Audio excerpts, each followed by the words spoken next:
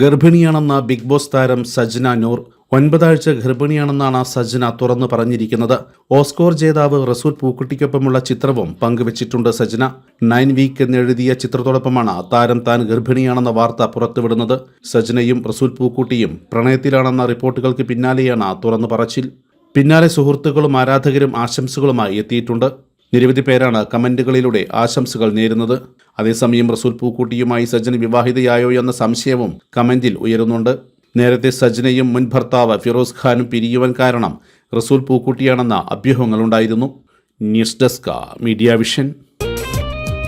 അതെ, വീട്ടിലെ മക്കളെ കല്യാണം ഉറപ്പിച്ചിട്ടുണ്ടോ? ഡ്രസ് എടുക്കാൻ നേരെ ശോഭിക വെഡിങ്സിലേക്ക് പോരിട്ടോ.